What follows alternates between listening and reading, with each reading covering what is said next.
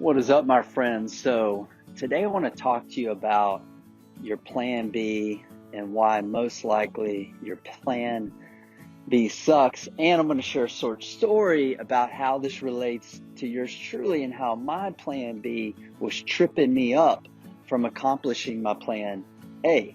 So recently I had heard a YouTube video from Arnold Schwarzenegger was being interviewed, and he started talking about it.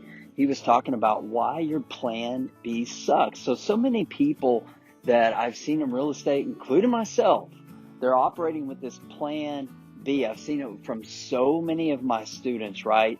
And even to a fault, like I get it, like in real estate, we need to have a plan B and a plan C, sometimes a plan D in terms of a real estate exit strategy. But we need to be focused on plan A. We got to put the blinders on and think about nothing else. Okay, so let me share a little short story about yours truly and how I got tripped up on focusing on plan B instead of plan A just in the last couple of weeks on a multi-million-dollar raise on a deal that we just closed. And I could have tripped myself up because here was the situation. Okay, so we just, as of yesterday, closed on basically $1 million piece of land. It was 900 and something thousand dollars, 100 acres of land that we're going to develop.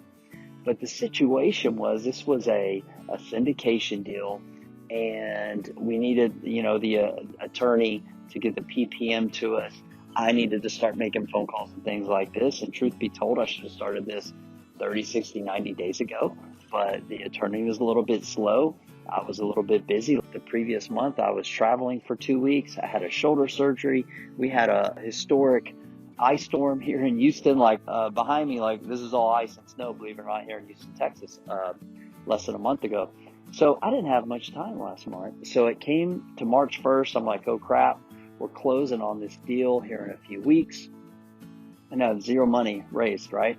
So I needed to raise about 1.5 million to kind of our first milestone. But what happened was my first few, kind of what I considered to be our, the lenders I thought were going to be shoe-ins would probably, could cut checks and we could get this deal closed right away. They all said no. Okay. Like I had 1 no, 2 no, 3 no's right out of the bat, like strike 1, strike 2, strike 3. And I was like, oh crap.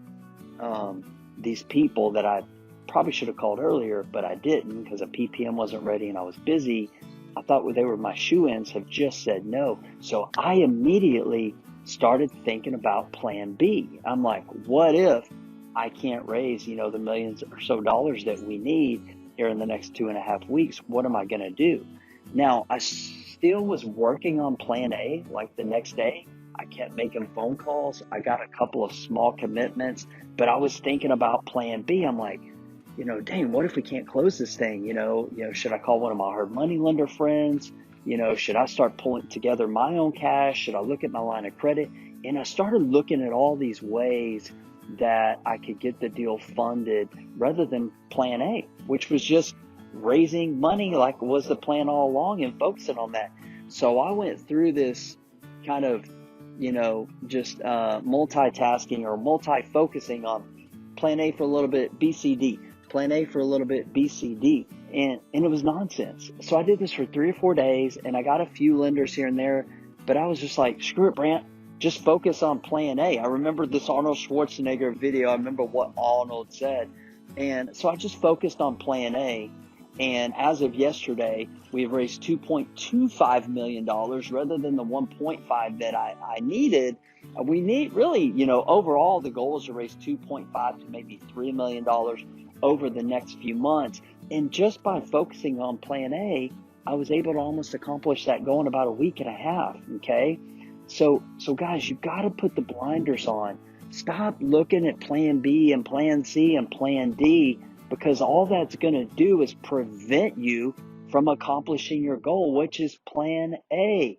Okay. So focus on that plan A, guys. I see this happen so many times with, a lot of my coaching students from the past. They lean upon, their job, and they're like, they talk about this plan A, but in action, what they do is they're really holding on to plan B. Well, I've got my job. Well, I've got this. Well, I can always go back to this. And that's where their time, energy, and effort and focus really is. To be honest, plan B is plan A, and plan A is plan B, C, or D. So guys, you got to do the burn the ships thing, right? Like, you just burn the ships. Give yourself no other option except plan A. Cut the cord, go all in. You're going to see that your results are just going to be exponentially greater when you just get focused on plan A. I think you're going to surprise yourself how you can absolutely crush and dominate things when you're just focused on plan A. That's what you want anyways, isn't it? That's why it's plan A. Forget the plan B and the plan C and the plan D. Just play all in. Put the blinders on. Don't listen to the naysayers, including you. You are also your own naysayer. So I hope y'all enjoyed this video, and keep watching. Hit the subscribe, hit the like button, and we'll talk to you guys later.